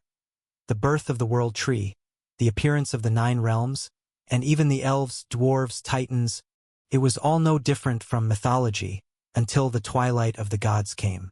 Unlike the records of later generations, this time, faced with the inevitable disaster, the gods did not accept their fate passively but tried all kinds of resistance. Ultimately, before the twilight was upon them, the divine King Odin seemed to have truly found a solution, or perhaps discovered something unexpected. In any case, he secretly gathered the gods, but this time the assembly didn't occur within the Golden Palace, so Mimir didn't know what they discussed.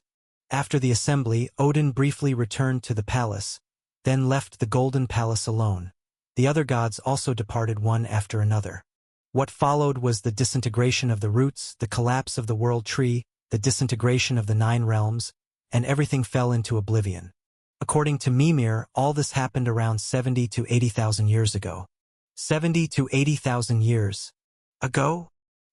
He committed the number firmly to memory, and a ridiculous hunch began to take shape in Lane's mind, but he immediately pushed it aside. Not just because Mimir's narration had come to an end, but because he had arrived at his destination. Is this the treasure vault of the Golden Palace? The Divine King's treasury? Looking at everything before him, Lane was somewhat skeptical. Of course, actually there are many vaults in the Golden Palace, but this is the most crucial one, also the only one that still exists. The rest, even if the vaults themselves are still intact, the treasures inside them have probably, like the common extinguished immortal flame in the Golden Palace, lost all their power. However, to open it, the correct method is still required. Otherwise, once the vault collapses on itself, then nothing will be gained. Chapter 226. The Broken Divine Lance and the Magic Box. Lane glanced at the skull of Mimir beside him, knowing what it meant. It was merely showing its worth so that Lane wouldn't leave it behind, but Lane had no intention of abandoning it in the first place. On one hand, Mimir was the only living being Lane had encountered. On the other hand, the knowledge contained within this brain was of extraordinary value. The runic technology and magic of another world, so highly valued by the Aesir tribe, proved it was also a power that could threaten the deity. As for so-called unlocking the treasure vault, Lane didn't actually need its help. The self-destruction of the vault, plummeting into the void, was naturally a difficult problem to solve in Asgard, but Lane had no plans to open the treasure chest within the Aesir divine realm. As long as he could bring this vault back to the spirit realm, let it self-destruct as it pleases. It would be a huge joke if a vault without its master could penetrate the 7-layer spatial barrier of the spirit realm, allowing the treasures to fall out. However, looking at the vault in front of him, Lane still had some admiration for the Divine King's security measures. So, which deity is this statue sculpted to represent? Under Mimir's guidance, Lane could finally make out that Odin's so-called secret vault was actually in the belly of a goddess statue. Lane wondered what was on the mind of the Divine King of Asgard to stash his treasures in such a place. But the effect was indeed successful. Without Mimir as an insider, Lane really wouldn't have thought there was a hiding place for treasures here. She is Gullveig, a goddess of the Vanir, and I have mentioned her to you before. As for her powerful magic that could easily reverse life and death, Odin was deeply impressed. He left images and sculptures of this goddess in many places because he hoped to change the outcome of the Twilight of the Gods, just like Gullveig reversed her own fate. But now, it seems he not only failed, but also made the catastrophe even more terrifying. Mimir was candid with his words, holding nothing back. That sounds interesting. Nodding, Lane made a mental note of the magic-savvy goddess. He wondered if he would be able to find any traces of her in the future, and whether she was truly already dead. But now it's time for us to leave. With a sweep of his sleeve, Lane collected the statue. A fair amount of time had passed, and the gains here were already sufficient. Some odds and ends might be of interest to ordinary deities, but they were not enough to keep Lane lingering. Ripping through the space, he stepped out of the Golden Palace. Lane surveyed the direction. He hadn't done this when he came in because the residual power of this ancient hall interfered with his senses, preventing him from accurately locating the coordinates within the realm under the realm's pressure. But leaving was much simpler. "Are you heading to the Ord's Well?" Seeing Lane's actions, Mimir could not help but ask. "Yes, in this shattered world. Only there I am sure still holds something of existence, or do you have any suggestions?" "Not really, but if you can travel to other realms, I suggest you visit Jotunheim. That is the homeland of the Frost Titans, and there still lies the Spring of Wisdom and another section of Yggdrasil's roots." "If the chance arises, I will," Lane said casually, then flashed away towards the distance. As the Titan who once watched over the Spring of Wisdom, Mimir certainly knew that place better. In fact, it was one of the three options Lane had initially planned. The last option was Niflheim, the Land of Mist, one of the first two of the 9 realms, in opposition to the Land of Fire. There, the third section of the World Tree's roots grew, and Nidhogg the Poison Dragon also gnawed at the roots of Yggdrasil day and night, ultimately leading to the coming of the Twilight of the Gods. Thus, the beings that resided in Niflheim were known by another name in later times. However, their name was often misunderstood in many contexts and even in later records, where it was used to describe space rather than life.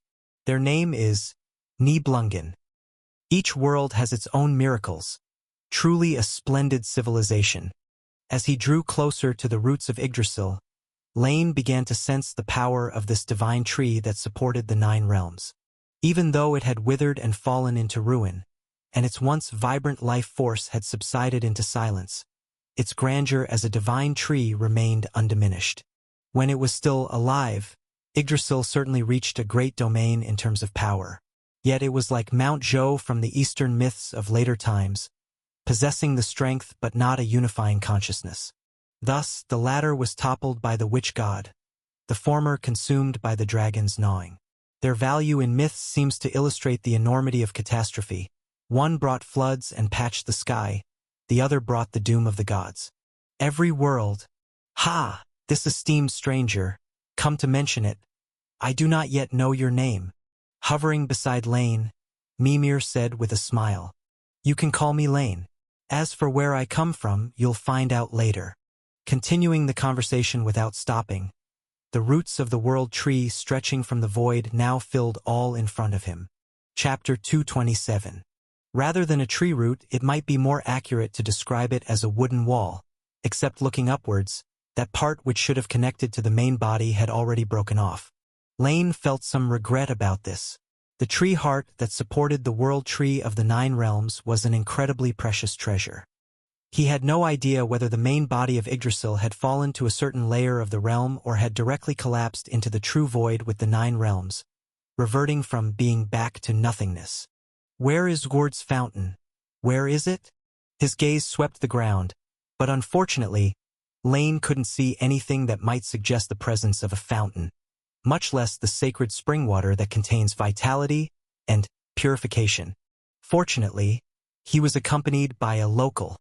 Before becoming a head, Mimir must have come here. It's a bit further north. In fact, although Yggdrasil's 3 main roots were each nourished by 3 different springs, it doesn't directly draw from the spring water. To some extent, they coexist, explained Mimir. Looking at Lane, Mimir did have some expertise in these matters. Only the oldest spring in the Land of Mist is an exception. It was born at the beginning of creation, which makes it special. The other 2 springs, as the tree withers, their power also wanes. I'm not sure if Ord's spring still holds its sanctity. I can only lead you to where it once was. That's enough, Lane said and nodded. then flew northward following the guidance of Mimir's skull. The main roots of Yggdrasil were unimaginably massive, and even the small tendrils that branched off were dense and numerous. The smallest were only as thick as the trunks of ordinary trees, while the largest were the size of several houses. Traveling through the dense network of roots, Lane soon found the destination. Just as Mimir had said, the place was no longer sacred. Ord's Fountain, once a holy gathering site for the gods. In Scandinavian mythology, it was guarded by the three goddesses of fate, Ord, Verdandi, and Skuld, symbolizing the past, present, and future, respectively. They also wielded some measure of divine authority over the laws, and from this perspective, it must be said that despite different civilizations, the two worlds bore striking similarities in some aspects. It seemed that law and fate were always interdependent. But now those were stories of the past. The once crystal-clear water of the fountain had dried up, and the ruined surface of the earth was left with nothing but bare rocks and withered shrubs. The Flosa garden beside the fountain, formerly a path shaded with vibrant greenery and delicate, beautiful flowers, had been twisted beyond recognition by time and desolation. Ord's Fountain was no longer the dazzling sight it once was, and the three goddesses who accepted the prayers of the living had vanished without a trace. "It seems you were right. There's no fountain here anymore," Lane sighed. However, thanks to the existence of samsara, he found something between reality and illusion within the dried-up fountain. With an outstretched hand, an invisible seed fell into his palm, the last trace of the sacred spring. Perhaps in another 10 or 20,000 years, it too would lose all foundation for existence, leaving this holy site to become a part of history. Yet now there was still a possibility of salvation. Find another coexisting element for it, nurture it with the power of the spirit realm, and perhaps it could birth the spring water anew. Next, the roots. Turning around, he looked up at the tall and withered root systems. Black Sword appeared in Lane's right hand. The air of death gave Mimir a start, reminding him of Hel, the goddess who had been banished by Odin to the land of the dead. The half-dead, half-living goddess was not only fearsome to behold but was also far from kind. Now that Lane was displaying such power, it inevitably caused the Titan unease. After all, it didn't quite match the cooperative demeanor Lane had shown before. "You're going to cut it open?" Of course, if there's even a slight bit of vitality, it can only be in the core. I must cut it open to find it. If not, it's also fine to just segment and take it away as it is. World Tree was no ordinary thing. It couldn't be destroyed at will. Nidhogg the poison dragon took an entire epoch to gnaw through its roots, and even the one before him, already withered, was not easily cut. However, the power of death was quite useful in such a place. With both hands on Black Sword, Lane sliced harshly, and a streak of light followed, splitting the massive wooden wall down the middle to reveal its inner fibers. Unfortunately, compared to the vast root system, this damage accounted for nothing. There was still no trace of vitality in the wood. Narrowing his eyes, Lane gripped Black Sword again and slashed at the giant with time and again. The tree roots slowly revealed its interior, but in the end, even when he pared it down to its core, Lane couldn't find the part he was seeking. He had thought there would be something at the very core, like sap containing the origin or something else. But in the end, when Lane dissected this mountainous root into pieces, they proved no different. Why is it like this? Can it be that Yggdrasil's roots are even less significant than Ord's Fountain and that nameless fire? The giant tree Lane felt crash to the ground, accompanied by a tremendous noise that kicked up clouds of dust, but all he felt was confusion. One of the three mighty roots of World Tree, so renowned for vitality it once rooted itself in a sacred spring. Why was there not even a hint of the divine tree's original vitality left even after being entirely cut down? Chapter 228. Could it really be because the World Tree's connections to the fundamental laws of the 9 great kingdoms were too tight, so that as the world fell apart, it too lost all its power? "Lord Lane, look over there." Suddenly, Mimir's voice rang out. Following the sound, Lane looked to where he was pointing. On a severed root, there unexpectedly was a section of what seemed to be an artificial stick. not naturally formed. It looked plain and ordinary, like any other common object. But looking at it, Lane immediately grew serious. An unmistakable man-made object being found within what remained of the original world tree's roots. And even when placed before one's eyes, not the slightest bit of peculiarity was perceivable. This alone was enough to prove its extraordinariness. What is that?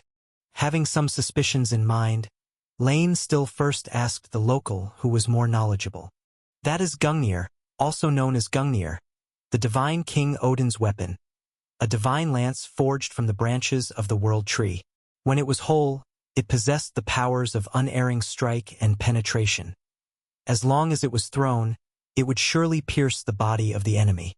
Moreover, anyone who swore an oath upon it was bound to have it fulfilled. With a somewhat nostalgic and incredulous expression, Mimir slowly narrated the history of this divine artifact. Lane nodded, as if listening intently, but in reality, he knew even more than what was being told. It was precisely because of the existence of this divine lance in Scandinavian mythology that the northern European humans later developed the tradition of throwing a spear at the opposing side before two armies clashed. Moreover, because it was said that when Odin threw his spear, it resembled a shooting star crossing the sky, people began the tradition of making wishes upon shooting stars. This legend even spread to every corner of the world, and even in the culturally distinct East, a great many people awaited the appearance of shooting stars. However, at this moment, before Lane and Mimir, the very divine artifact upon which divine King Odin relied for his undefeated conquests was already broken.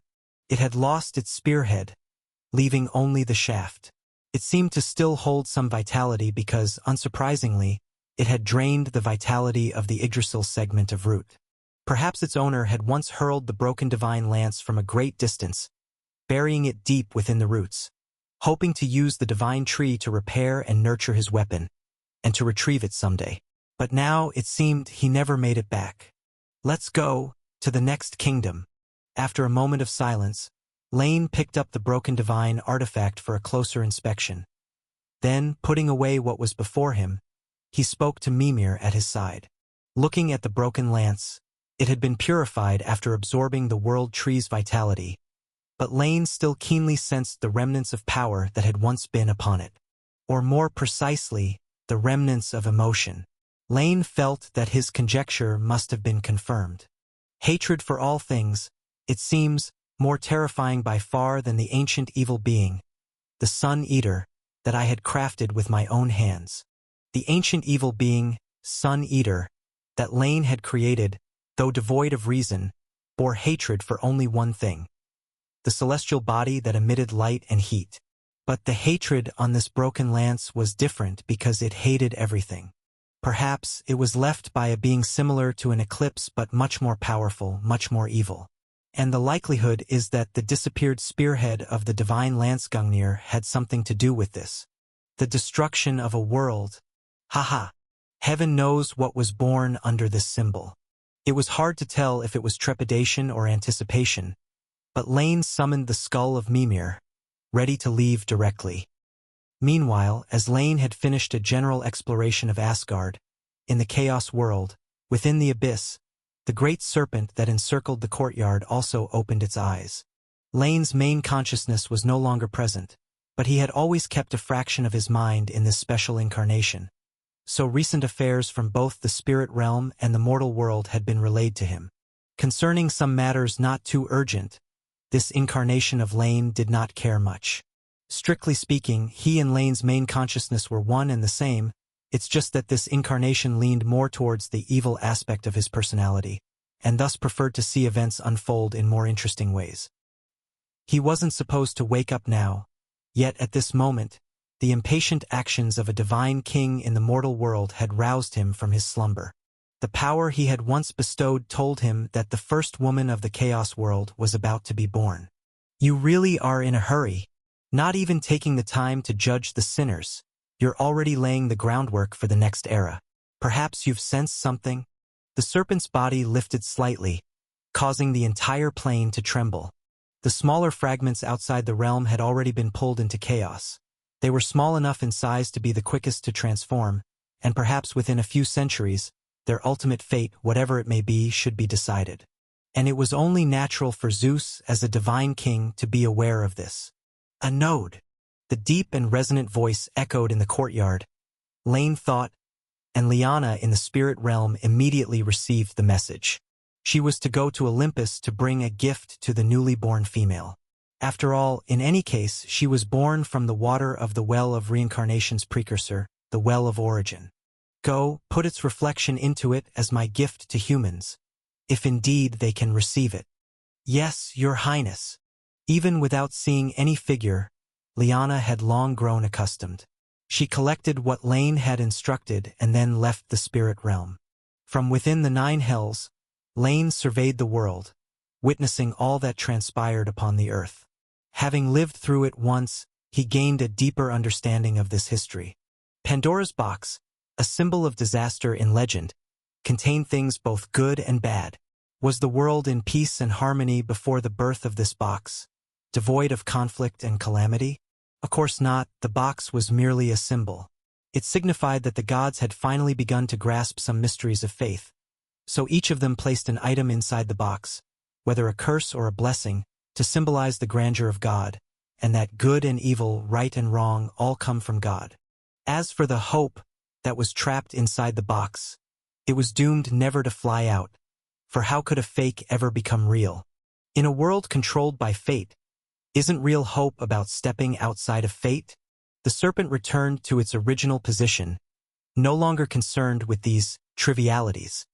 If the integration of the 9 realms once again twisted the fateful trajectory meant for chaos, then let it add fuel to the fire. Chapter 229. The Eye of the Sea. You haven't left yet? Hurrying back to Aurora with the lit fennel branch, what appeared before Prometheus were the panicked crowds in the darkness and the crumbling order that no one managed. The divine king's verdict fell on the ears of deities, recounting the reasons he condemned humans. But it wasn't the same for mortals. Perhaps out of disdain to prove anything to mortals, or more likely because the divine king never intended to let them go, what humans understood was still that simple sentence. From today onwards, the fire granted to humans will be taken away. They heard those words, and then, just as they said, the flames in the human settlements were extinguished all at once, plunging into darkness and cold. Creator, I have been waiting for you to come back, because I believe you will sort this all out. In front of Prometheus's residence, facing the Creator's implicit questioning, Mammon slightly bowed, trying to speak with a hint of joy. By his side were hundreds of people who had come to the Creator's residence in a panic seeking guidance. As the former high priest, they subconsciously saw Mammon as their leader. Believe in me, perhaps. Mammon, whatever you want to do, my time is running out, and you must have witnessed what befell Asen. With the sacred fire in his hand, Prometheus felt his mind had never been clearer than it was now. He immediately noticed the abnormality in his disciple standing before him. His body was tainted with an unusual bloodline, just like those beasts stained with divine blood. Only, the aura contained in this bloodline was nothing like that of a deity. Instead, it reminded him of those from silver humanity. If it were any other time, Prometheus might have tried to probe for the reason, but now he didn't have the time. The god of sun must be on his way, and when the sun rose the next day, it would be the moment he was taken back to Olympus. The humans would ultimately have to persevere on their own. This is the new fire. It will not be taken back by any deity. I will leave it here, and once I am gone, no one, neither human nor god, will be able to move it. It will forever shelter this city. Inserting the burning fennel branch into the altar originally used for worship, Prometheus looked at everyone present. If in the future you wish to establish a new settlement, or protect those we have already established, take some from this sacred fire. It can help you dispel the darkness and calamity too. But remember, only the initial flame is truly eternal. Once the fire that's been taken away is extinguished, the town it was in will lose its protection. I will. Bowing respectfully, in that moment Mammon also felt a bit melancholic. It's hard not to respect an entity with beliefs, whether they are a good person or a bad one, whether one mocks or praises them. It's not about power, but respect for pursuing the impossible. I hope so. If after I leave, the Divine King still refuses to spare humans, you could try leading some westward. If you can find Delphi, perhaps for the sake of the temple, the Divine King might spare you too. With a complex expression, Prometheus offered a final word of caution, though he didn't think it held much meaning. After all, in this era, how could mortals possibly traverse the wilderness by their own power and reach the distant ancestral human lands? Consider it a hope, for in disaster, having hope is somewhat better than none at all. No need to follow, I'll walk alone. Waving his hand, Prometheus stopped those who wanted to say something, then left the center of Aurora. It was still a while before dawn. He wanted one last look at the humans he had created, for the next time might be many years later. Dawn was breaking, but the sun did not rise as expected. Outside of Aurora City, two figures were approaching. Cohen, you heard that voice just now, didn't you? Evans sounded somewhat afraid because of the voice that had suddenly spoken, as well as the extinguished torch in his hand. But he wasn't too afraid, for although that voice claimed to take back the fire given to humans, that wasn't really the case. His torch had gone out, but the one in Cohen's hand had not. They had traveled the latter half of the night aided by that light. This made Evans wonder if everything before had been an illusion. Perhaps his torch had been extinguished by the wind, not because of that sudden voice. I heard it. Take back the fire given to humans. That must be the Divine King's voice, right? Unlike Evans, who knew nothing, Cohen recognized the voice. 100 years ago, he had gazed at that deity from the base of Mount Othries, watching him challenge the previous Divine King with righteous words, so he remembered his tone. And according to what other humans said, that deity was named Zeus, now the world's third Divine King. The voice of a deity, then why is your fire untouched? Not quite believing, Evans now thought that perhaps what had just happened was actually some prank by this stern-looking fellow. Chapter 230. Because gods are different from one another. The deity who bestowed fire upon me probably won't care about such a trivial matter, let alone take the fire back. After silently praying in his heart, Cohen extended his hand and moved the torch closer to Evans. What are you doing? Your torch should be able to light now. As a mortal legend only a step away from his own divinity, Cohen acutely felt the change in the law before and after. The right related to fire for the bronze humanity had first been taken away and then quickly returned. However, the one that returned felt almost identical to his own in Cohen's perception. Reaching out towards the flame, soon enough, Evans's torch was lit once again. Looking at the burning torch, he felt this was more like a joke Cohen was playing on him. He was about to say something, but then a scene on a mound behind Cohen suddenly stirred Evans with excitement. Look, Cohen, is that the creator? Wait, who is that person? Among the gods, Prometheus was one of the few who left Cohen with fond memories, and he had once revered and devoutly worshipped the Titan deity who mingled among the golden humanity. Even though he could no longer hold onto that feeling, Cohen still had a favorable impression of him. Following the gaze, in the faint light of dawn spreading across the sky, Cohen saw Prometheus and a tall male wearing golden attire by his side. They were two deities. This was the intuition given to Cohen by the special substance integrated into his body. Had it been before, he would have respectfully saluted the gods, but now he just watched from afar, even with a bit of wariness. Because at the same time the others were looking at them, and the moment the unfamiliar god saw them, a clear expression of disgust flashed across his eyes. Whoosh! In the next moment, a streak of golden light shot through the air, heading towards them with a speed beyond mortal capture. Prometheus seemed to want to stop it, but being not adept at fighting, he couldn't react in time. However, watching all of this, Cohen just took a step forward. The strength circulating in his blood collected in his right hand, and then he grabbed toward the golden light. Boom! His right foot sank into the ground, causing a nearly 100-meter radius around him to dip slightly, accompanied by a loud noise and a cloud of dust rising into the air. Within the dust, unflinchingly, Cohen grasped the bronze spear enveloped in golden light. The powerful attack that could destroy a city wall was casually caught, and Evans, by his side, was almost too scared to speak. Looking at the being clearly not of the mortal world, Cohen, for the first time, spoke to a deity on equal footing. "Who are you, and why have you attacked me? Does one need a reason to kill an ant?" Looking somewhat displeased, Helios had not expected that a demigod that came out of nowhere would pretend to be a human, and he had not recognized it earlier. As for Cohen being a human, what a joke. He was unaware that humans could now stand against deities on the earth. "Humph! Begone! This is not a place for you." With a cold snort, admitting to a mistake was one thing, but Helios was not about to apologize. He no longer paid attention to Cohen and Evans, instead focusing on Prometheus, who was about to be captured by him. The god of sun who would casually attack a mortal carrying the scent of his father god does not imply he would kill a powerful demigod without reason. After all, who knows which deity's offspring the other party might be, and whether they might bring trouble upon him. It's too late for regrets.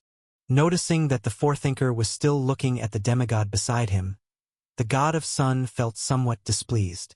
"Or do you recognize him? If he is human, then I surely recognize him." Looking away, Prometheus then urged, "Let us go. I am ready to face the trial." "Then let's go." Seizing Prometheus, Helios blinked back to his sun chariot, which was also the reason why the sun had yet to rise that day. The sun chariot, without the golden chariot's pull, was nothing but a frame. Drawn by 4 horses flowing with divine blood, the sun chariot carried the 2 deities rapidly towards Mount Olympus. Meanwhile, on the earth below, only 2 overlooked humans watched everything unfold. They did not know that the scene just now was Prometheus's last morning in the Bronze Age.